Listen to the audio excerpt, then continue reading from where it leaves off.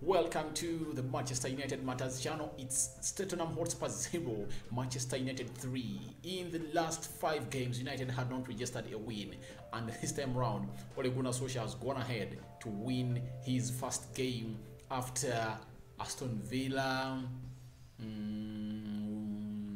Leicester City, Liverpool, and which other game? There are 4 games that United had taken very long without registering a win in there, because in the previous 4 games he collected only 1 point in there, and he lost 3 games. He lost to Aston Villa, he lost to Liverpool, he lost to Leicester City, he drew against Everton. Yeah, that's the only point that he collected in the last 4 games. Now in this 5th one, God has done him a favor and he has gone ahead to win it by 3-0. By the way, if at all you saw my pre-match preview when the lineup was out, I really came out and I was really out of myself, because I'm asking myself, you bought Jadon Sancho at £75 million in there, and now you are benching him, you are not playing him. Is Jadon Sancho going to suffer what Danny Van Beek is suffering? By the way, I'm sorry, most of you know me, each and every time I have a jolly face weared onto my face, but this time around there is no way I'm putting on a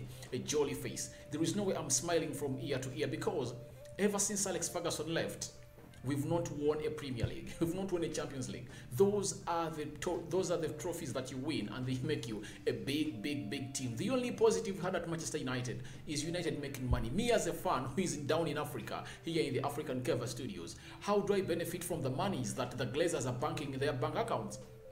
They are making profits. They are making lots of monies in there. How do I benefit? How does Rokan David benefit? I only benefit from the happiness that the team gives me, that is Manchester United. Every time we win, I'm happy, but we are fed up of this. Ole Gunnar Solskjaer, 3rd season in a row. He started the season and he said that this time round he wants to reach in the month of April, when they are into the title race. Now, as we speak right about, when we look at the Premier League table, Chelsea is 8 points clear. That means United is 8 points behind Chelsea. However much Liverpool has drawn, Man City has lost 2-0 in there. I feel like Ole is a lucky man. I have to say this, because they're really going to start, the people like Gary Neville of this world who are really defending him for the job. They'll say that, do you see Man City? Man City has also lost 2-0 to Crystal Palace, and they are into a reach.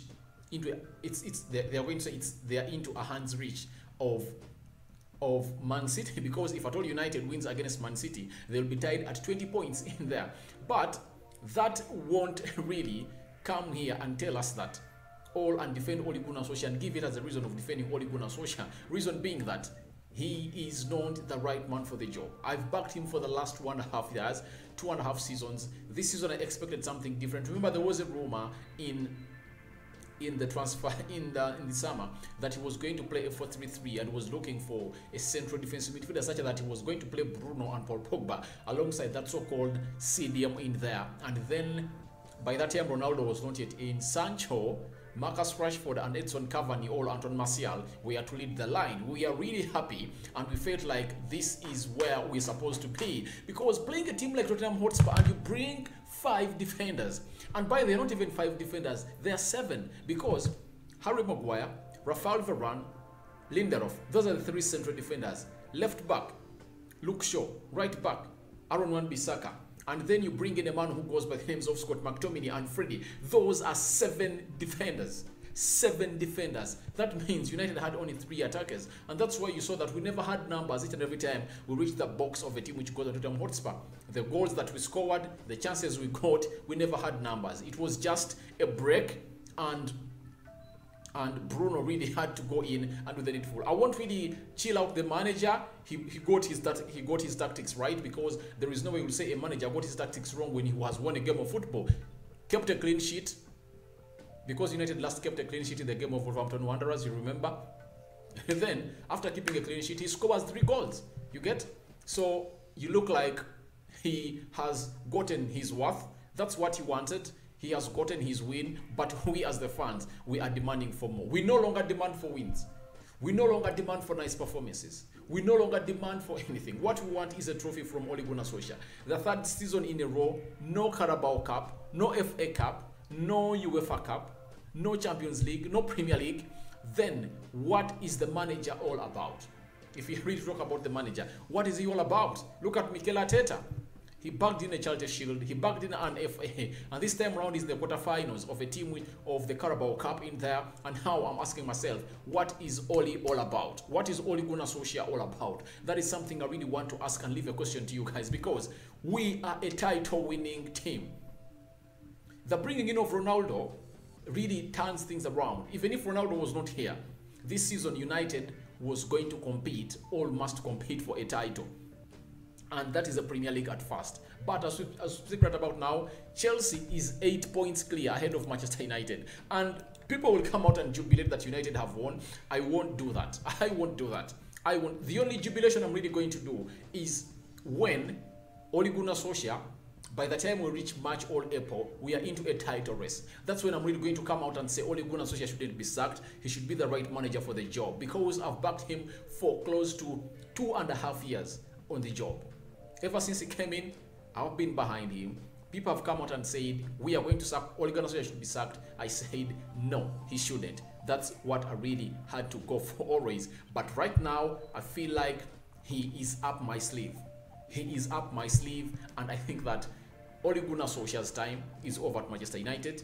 Unless otherwise, he produces a trophy, then that's the only way we're going to say that he is the right man for the job, because third season in a row, no manager survives. David Moyes never completed the season. Louis van Gaal, 2 seasons. He won an FA Cup. He had started to build a team. He brought the underheroes of this world. Rashford, Anton Martial. Is it Luke Shaw in there? So very many players in there he brought in at Manchester United. That is Louis van Gaal. And he was sacked because he failed to clinch the top 4 positions. And I'm worried, because if at all United fails, if at all United makes the top 4, they won't sack this manager. Because for them, they really want to see United up there, playing the Champions League, and they make money in there. But right now, what United needs is to go on and win a trophy. We need a trophy right now. You get? Spurs looked trash. I can really come and confirm that to you. They looked trash. Christian Romero, one of my favorites. I even fancied him to come at Manchester United. He really looked bad. I don't really know where certain players of Spurs slept. When you look at Harry Kane, if at all he's not that player that we knew that has been scoring close to 30 goals a season for Tottenham Hotspur for the previous 6-7 seasons in there, I would have been able to tell people that why doesn't Spurs get a new number 10? He looks terrible. He looks trash. He looks sluggish. There is no attribute that you can admire about Harry Kane. Look at the players of Spurs who put up a performance, because the only player I was scared about in Spurs was Son Heung-min. Son Heung-min, he looked bad. He looked bad. And I think they're having 15 points. That is Tottenham Hotspur in there. The manager, Nuno Espirito, pressure is piling upon him, but he won and he's into the quarterfinals of the Carabao Cup. So we wait and see. I think Daniel Levy won't even sack him, because he was the 7th choice, close to 6 managers that Spurs wanted, and they all turned it down. So that's the side that won against. You get? But all in all, a win is a win for Manchester United. It's good to see United win, back to our winning ways, but we win on a day that we are not happy with the manager. We hope he would have been sacked on Monday after losing 5-0 to Liverpool, but he's here for another run. You get? So I really feel like it's not the right time for Ole to be at Manchester United, however much he has won. I know he's really going to come out and say the boys fought, the boys defended very well, he kept a clean sheet in there.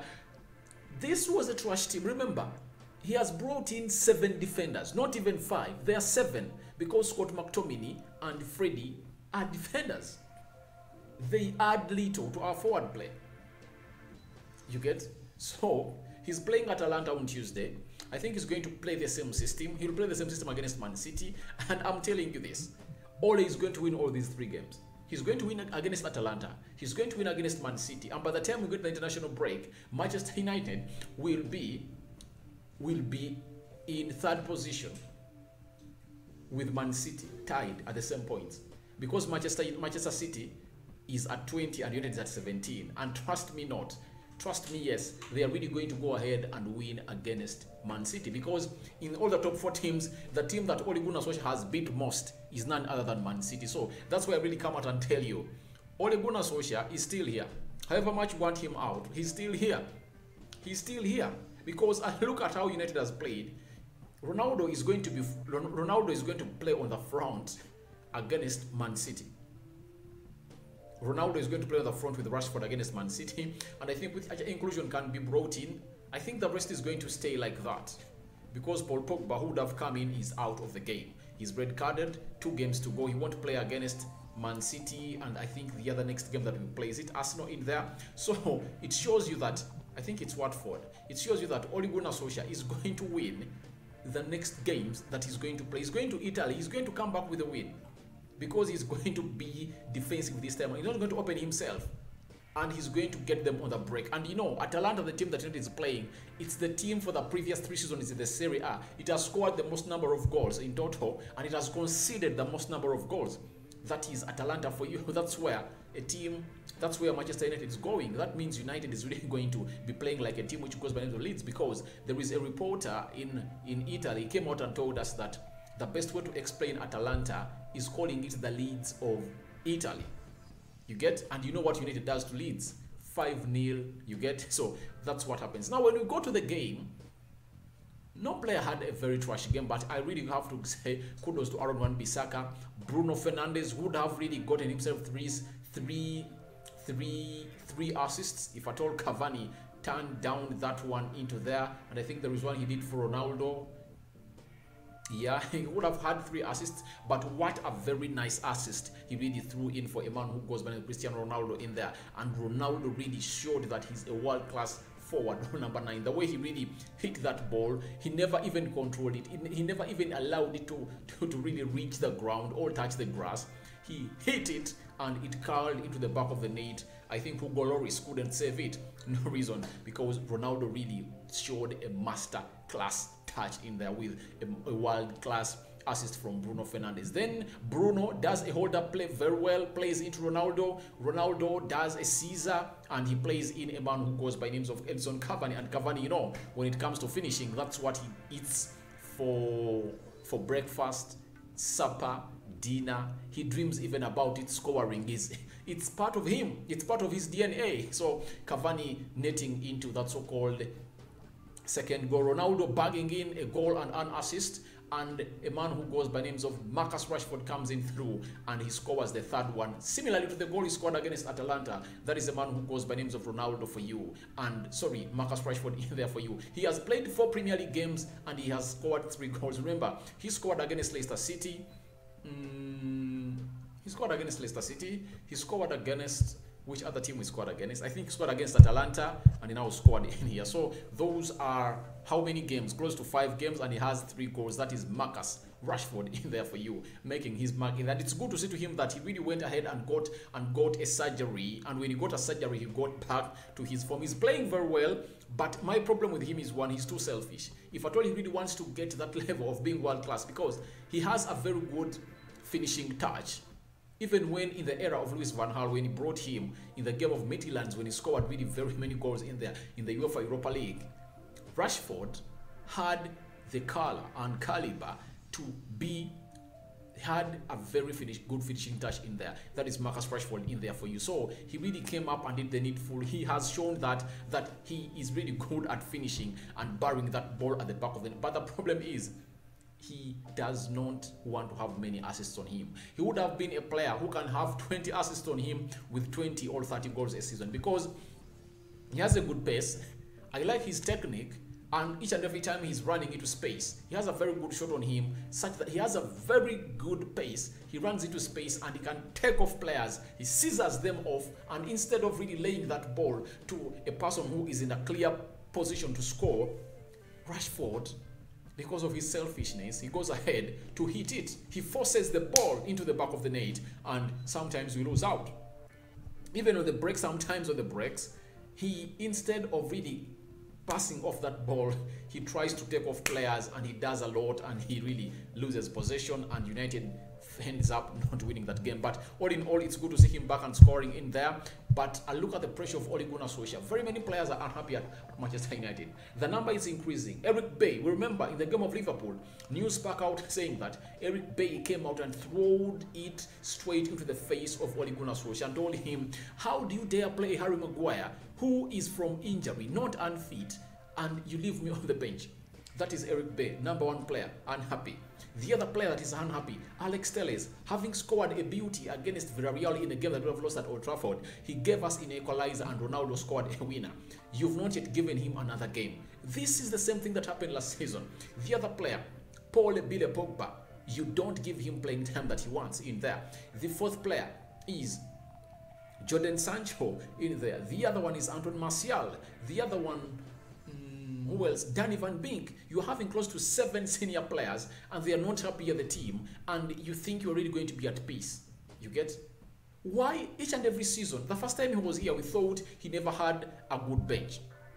But even this time when he's having a good bench, he's not using these players. He's not playing them. You get? That's why you're going to see very many injuries at Manchester United because of the manager and how he handles this. So I think Ole Gunnar Solskjaer has to change lots of things. I think when Ferguson paid him a visit at Carrington, let me hope he really told him that these are things you should stop doing because they are not the Manchester United way. And that's not a big team mentality of really using like a 13 squad. Remember, that was what Mourinho did when he was with FC Porto. He had a squad of like 13 players. And that's how he won the Champions League there. But that was okay for him because in Portugal, there is no lots of competition. When you play against Benfica, Sporting Lisbon, and Braga, I think those are the only 3 teams that Jose Mourinho had to face. Those were the derbies in there. But the other ones, it was a walkover. So that means they never needed a lot of energy to win. But in the Premier League, each and every game is like you're playing Liverpool because teams are strong. They are pacey, they are energetic, they press you hard, they knock your players. So that shows you that Ole Gunnar Solskjaer should learn what we call rotation. A very good manager rotates his players. He gives players time. And the bad thing that Ole is doing, even the players that he signed himself, he is not giving them enough playing time. All of the players that I'm talking about, Amad Diallo, Alex Telles, Danny Van Beek, Jadon Sancho, who else? Alex Telles. All the players are signed. He's not giving them enough playing time. When are they really going to get that time that they're supposed to play for? So a lot of reasons for not wanting Ole Gunnar Solskjaer to be here, but it's good to see United winning, and I really want to see you guys go into the comments section and tell me what you think about this Tottenham 0, Manchester United 3 in there, because it looks like a game of football that United look like they are back. I don't know whether they are back, I cannot confirm, but one thing I'm sure about is that Ole Gunnar Solskjaer is going to turn this around. I'm 100% sure because he's really going to play defensive. He's going to play safe with 7 defenders. That's what he's going to do against Man City, and Ronaldo, Rashford and Bruno will be doing the donkey work up front, and that just one pass like this, Ronaldo will hit it. He's a clinical finisher. The same applies to Marcus Rashford. He ran through Ruben Diaz and will do the needful in there. But it's good to see David De Gea keeping a clean sheet. However much he had no save to make. I think he made one. Did he make any save today? I didn't see him make any save.